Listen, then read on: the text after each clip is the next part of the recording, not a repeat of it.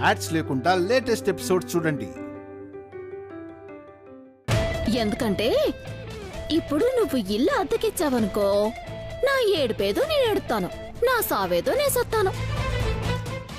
కాదు కూడదు అద్దెకివ్వలేదు అనుకో, వేరే దిక్కులేక బతికే దారి లేక మా ఆయనతోనే మా కాంతమ్మత్త ఆస్తి మీద కేసెట్టిస్తాను.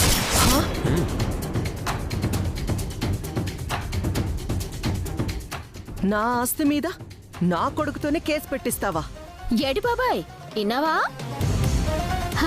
నీకు వినబడుతుందిలే. ఇవన్నీ నేను భయపెట్టడానికి చెప్పట్లేదు, ఖచ్చితంగా చేస్తావని చెప్తున్నాను. మర్యాదగా నాకిల్లిచ్చావనుకో, నా మొగుడుతో కేసెట్టించకుండా ఆగిపోతాను. ఇల్లుగాని ఇయ్యలేదనుకో, ఇప్పుడే ఇలాగే లాయర్ గారి దగ్గరికి వెళ్ళిపోయి కేసెట్టించేసి ఆస్తి మొత్తం 2 వాటాల కింద వేయించేసి ఇల్లుని 2 ముక్కలు చేయించేస్తాను. అదే ఇంట్లో కాపురం కూడా ఎట్టిస్తాను. ఓర్ నాయనో, దీన్ని ఇంట్లో నుంచి గెంటేశాక నాకెందుకులే అని వదిలేయాల్సింది పోయి దారిని పోయే దరిద్రాన్ని తలకి తగిలించుకున్నాను.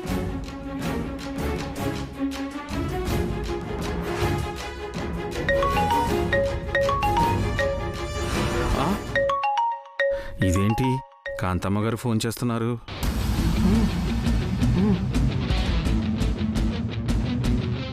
హలో.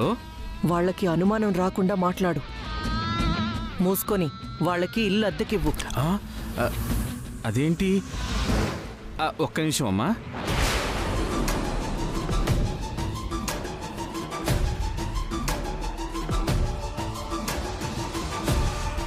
అదేంటమ్మా, ఇందాక వద్దన్నారుగా? ఇప్పుడు ఇమ్మని చెప్తున్నాను కదా, మూసుకొని వాళ్ళకి ఇల్లు ఇవ్వు. అలాగేనమ్మా.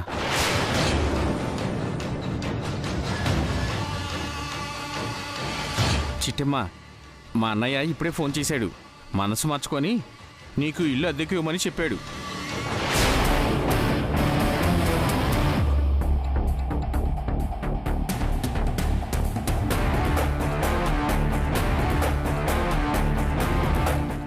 నాకు తెలుసు బాబాయ్, ఫోన్ చేసింది మీ అన్నయ్య గారే అని. ఆయన మనసు మార్చుకోకపోతే నేను మనసు మార్చేసుకునేదాన్ని. ఏదేమైనా మీ అన్నయ్య గారికో 100,000,000 వందనాలని చెప్పండి. ముఖ్యంగా మా బతుకులతో ఆడుకోవద్దని చెప్పండి, లేదంటే నేను ఆయన బతుకుతో ఆడుకోవాల్సి వస్తుంది. ఒక్క పాలి నేను ఆట మొదలెట్టానే అనుకో, ఆట ఏ రేంజ్ లో ఉంటుందో ఆయనకి బాగా తెలుసు. అర్థమైందా?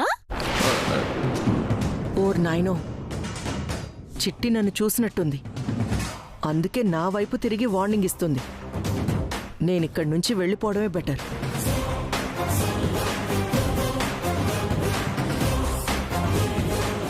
అమ్మ వెళ్ళిపోయింది చిట్టమ్మా. తెలుసు బాబా, అందుకే గట్టిగా ఇచ్చాను. బాబాయ్, ఆ తాళలియు. ఇదిగోండి అమ్మా, తాళాలు తీసుకోండి, వెళ్ళండి అమ్మా, జాగ్రత్తగా చూసుకోండి అమ్మా. పదండి వదినా, రా బాబు. పదండి. పదండి.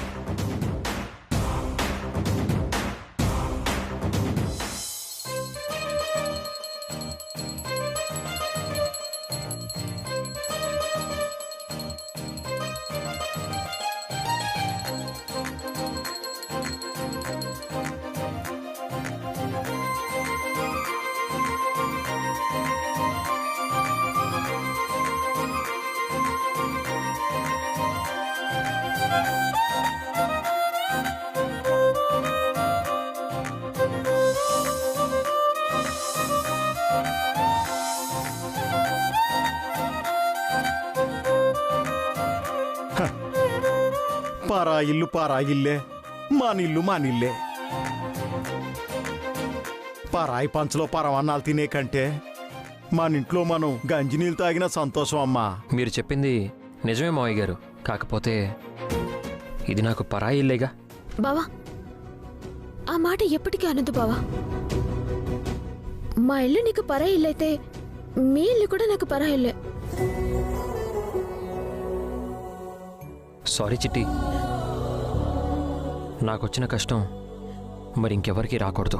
ఎందుకు బావ బాధపడుతున్నావు? ఇప్పుడు ఏటైందని? శ్రీరాములంతటోడికే వనవాసం తప్పలేదు.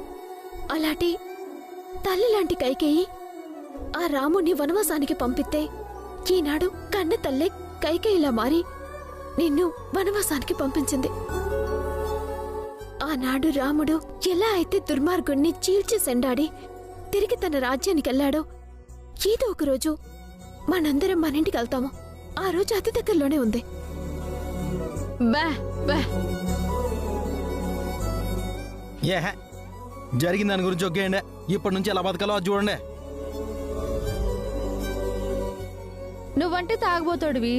ఒక కోటర కొడితే జరిగినవన్నీ మర్చిపోతావు.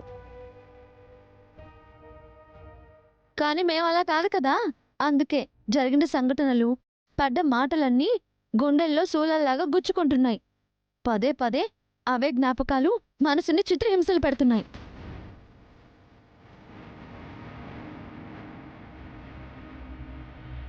బాధపడకొదినా.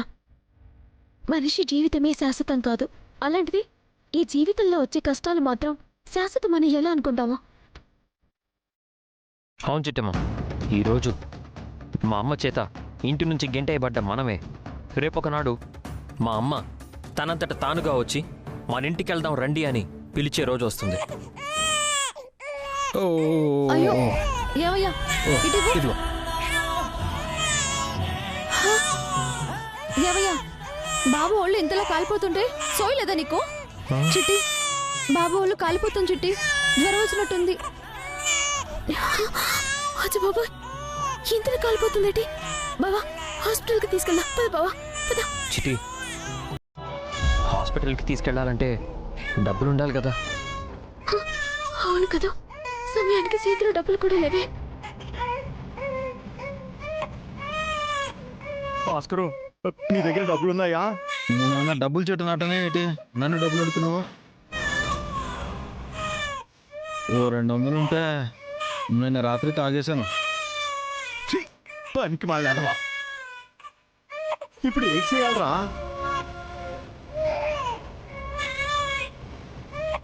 బాబుని డాక్టర్ దగ్గరికి ఎలా తీసుకెళ్ళాలో ఏమీ అర్థం కావట్లేదు.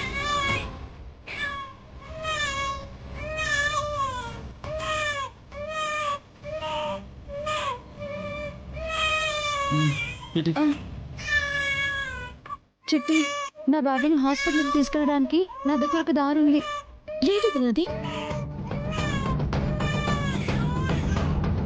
కొంచెం వదినా.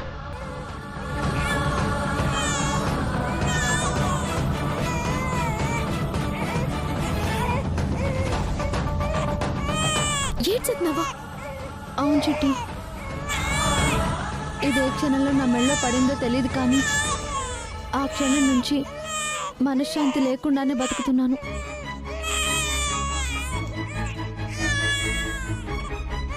దీన్ని కట్టిన వాడి వల్ల ఎలాగో ఉపయోగం లేదు. కనీసం ఈ తాళైనా ఉపయోగపడుతున్నందుకు ఆనందపడుతున్నాను. ఇది తీసుకెళ్ళి అమ్మి డబ్బులు తీసుకురా. బాబుని హాస్పిటల్కి తీసుకువెళ్దాం.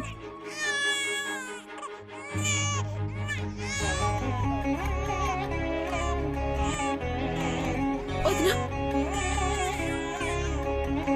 ముత్తైదువు మంగళసూత్రం తీస్తే అశుభం. అన్నింటికీ మించి నేను ప్రాణాలతో ఉండగా తాళి నమ్ముకునే పరిస్థితి మన ఇంట్లో ఎవరికి రానివ్వను.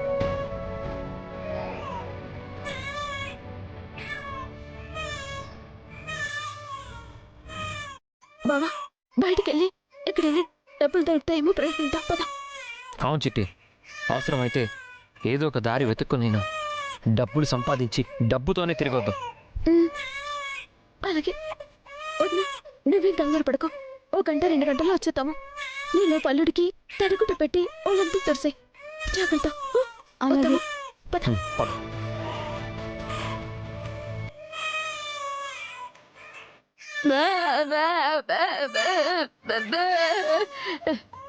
ఏం భయపడకే, చిట్టం వెళ్ళింది కదా, డబ్బులు అట్టుకొచ్చేదిలే. ఆ ఆడపిల్లకున్న బాధ్యత నీకు లేకుండా పోయిందిరా. పనికి మళ్ళదు మరి. దొన్నపోతులా ఇంట్లో కూర్చోకపోతే నువ్వు కూడా వెళ్ళి ఎక్కడో ఒక చోట డబ్బుల కోసం ప్రయత్నించవచ్చు కదరా. అట్టగే వెళ్తాం.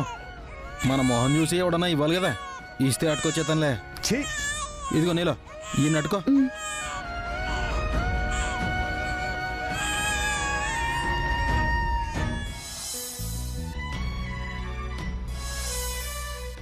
అక్క అనవసరంగా మనతో పాటు వచ్చేసింది. రాకుండా ఉన్నా బాగుండేది. అమ్మ వాళ్ళ ఇంట్లో సేఫ్టీగా ఉండేది. బావా, నువ్వు మీ అక్కకి కావాల్సిన అవసరాల కోసం ఆలోచిస్తున్నావు, కానీ మీ అక్క తన ఆత్మాభిమానం కోసం ఆలోచిస్తుంది. నిజమే చిట్టమ్మా. కాకపోతే ఇప్పుడు చూడు, అల్లుడికి జ్వరం వచ్చిందంటే హాస్పిటల్కి తీసుకెళ్ళలేని పరిస్థితి. అదే అమ్మ దగ్గర ఉండుంటే ఈ పరిస్థితి వచ్చేది కాదు కదా. బావా, ఒక మాట అడుగుతాను, చెప్తావా? అడుగు చిట్టమ్మా. మీ అమ్మని కాదని నువ్వు కూడా నాతో పాటే వచ్చేసావు కదా. ఇప్పుడు నువ్వు కూడా బాధలు పడతావుగా. కొన్నాళ్ళు నేను మా అమ్మాలతోనే ఉంటాను. అల్లుని ఒత్తిని తీసుకొని నువ్వు మీ ఇంటికి వెళ్తావు బావా. ఏం మాట్లాడుతున్నావు చిట్టమ్మా? అవును బావా, కాంతమత్తకి కోపం ఉంది నా మీద. అలాంటప్పుడు శిక్ష పడాల్సింది కూడా నాకే. నా వల్ల మీరెందరూ శిక్ష ఎందుకు అనుభవించాలి? అందుకే చెప్తున్నాను, అల్లుని ఒత్తిని తీసుకొని నువ్వు ఇంటికెళ్ళు బావా.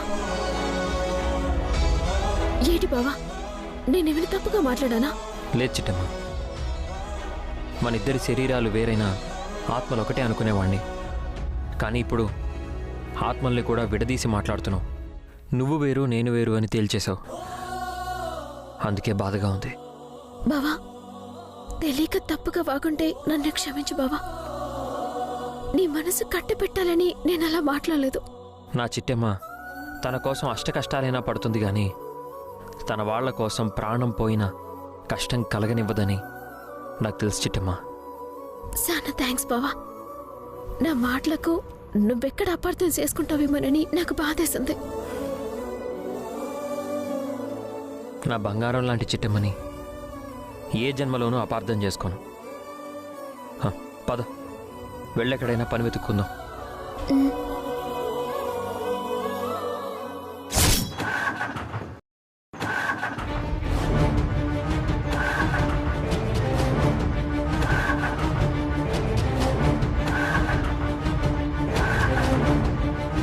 ఇదిగో సురేష్, ఏ సంవత్సరంలో కొన్నావయ్యా ఈ ఆటో?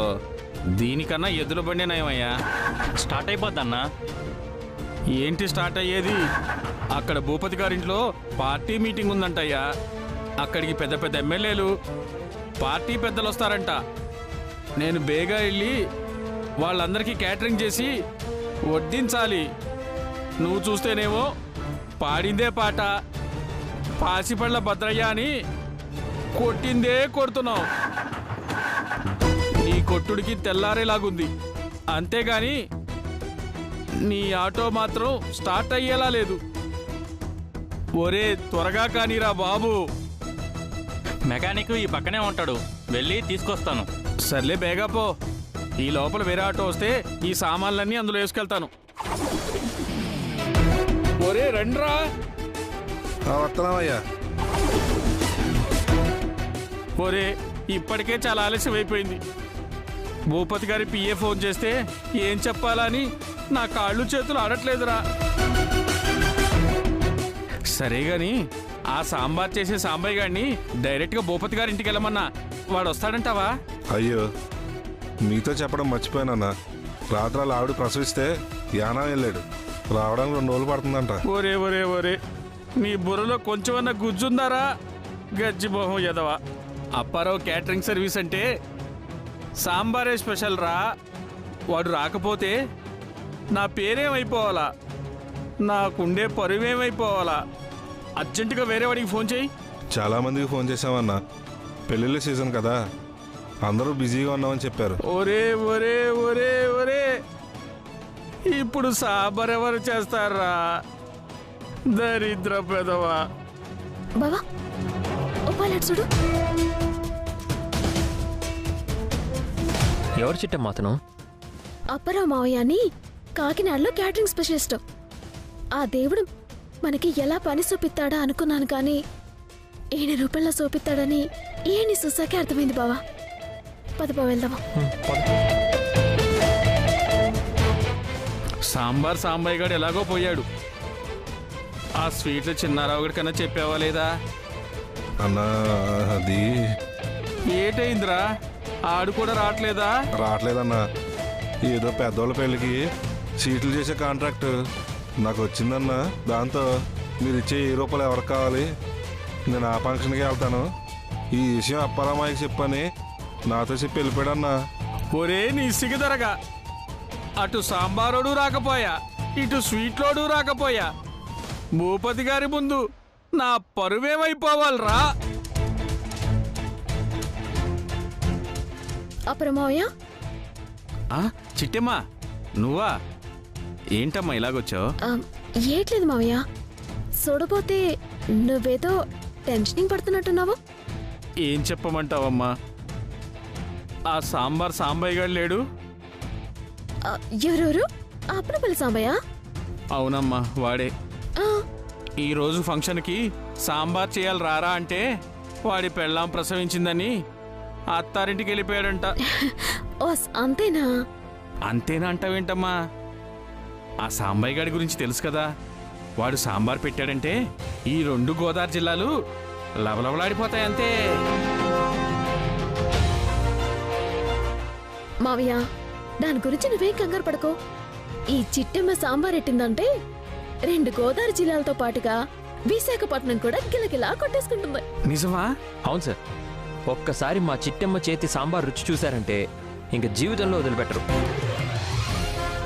నా తల్లి, నా తల్లి, సమయానికి దేవతలా వచ్చావమ్మా. అవును, నువ్వు స్వీట్లు కూడా చేస్తావు కదూ?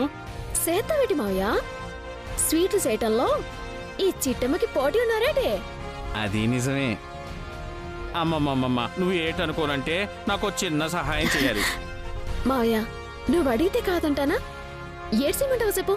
ఏట్లేదమ్మా, మన కోడిపుంజు పార్టీకి ప్రెసిడెంట్ గారు లేరు. ఎవరు? ఆ భూపతిరాజు గారా? వాళ్ళింట్లో ఇవాళ పార్టీ మీటింగ్ ఉందంటమ్మా. దాంట్లో వాళ్ళందరికీ వండి పెట్టే కాంట్రాక్టు నాకు ఇచ్చారమ్మా. తీరా చూస్తే చేతికుందన్న పనోళ్ళందరూ నాకు చెయ్యి ఇచ్చారు. నువ్వు కొంచెం పెద్ద మనసు చేసుకొని అక్కడికి వచ్చి కాస్తంత సాంబారు, కూసింత స్వీట్లు చేశావంటే నీ రుణం ఉంచుకోని తల్లి. రుణమా అంటే కొంపదీసి అన్ని పనులు చేస్తే థ్యాంక్స్ చెప్తారా ఏంటి? అయ్య బాబోయ్, అలాగంటావేంటి బాబు? చిట్టమ్మ కష్టము నేనెందుకు ఉంచుకుంటాను బాబు? నా పరువు కాపాడినందుకైనా అడిగినంత ఇస్తా కదా. ఆ మాట మీద నువ్వు ఉండు మావయ్య, నీ పరువు నిలబెట్టే బాధ్యత నాది, సరేనా? ఆహా, నా బంగారు తల్లి, సమయానికి దేవతలా వచ్చావమ్మా. ఒరేయ్, ఇంకా ఏంట్రా మీరు చూస్తున్నారు? ఈ సామాన్లన్నీ వెళ్ళి వేరే ఆటోలు ఎక్కిద్దాం. పదండి పదండి పదండి.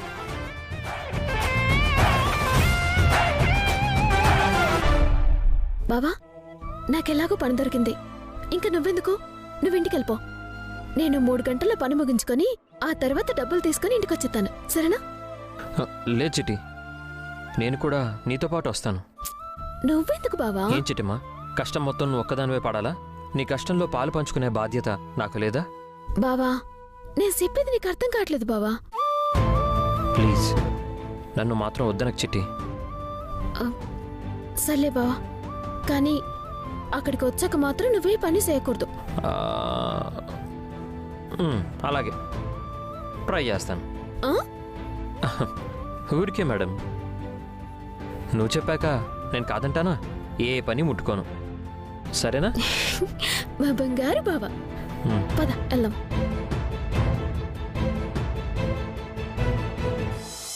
భూపతిరాజు గారి నాయకత్వం, భూపతిరాజు గారి నాయకత్వం, భూపతిరాజు గారి నాయకత్వం. మన కాకినాడ తూర్పు నియోజకవర్గంలో త్వరలో ఉప ఎన్నిక జరగబోతుంది. ఆ ఎన్నికల్లో మన పార్టీ అభ్యర్థిగా ఎవరిని నిలబెట్టాలని, ఎవరిని నిలబెడితే మన పార్టీ తిరుగులేని మెజార్టీ సాధిస్తుందో అనే విషయాల గురించి చర్చించడానికే ఈరోజు నా ఇంట్లో ఈ మీటింగ్ ఏర్పాటు చేశాను. ఈ మీటింగ్కి మన పార్టీ తరఫు నుంచి పోటీ చేయడానికి 2 క్యాండిడేట్లను పిలిపించాను. వాళ్ళలో ఎవరికి సీట్ ఇస్తే ఘన విజయం సాధిస్తారో అందరం కలిసి సమిష్టిగా నిర్ణయిద్దాం. ఏమంటారు? మీరు ఎలా చెప్తే అలాగే భూపతిరాజు గారు. భూపతిరాజు గారి నాయకత్వం! భూపతిరాజు గారి నాయకత్వం!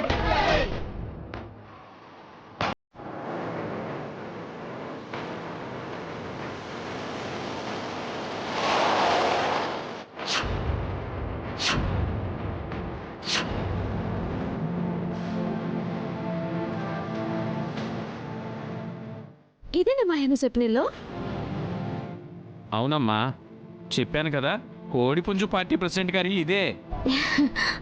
ఇక్కడ ఏదో పార్టీ మీటింగ్ ఉందంట, దాంతో వచ్చే వాళ్ళందరికీ వండి పెట్టడానికి మనకి కాంట్రాక్ట్ ఇచ్చాడు.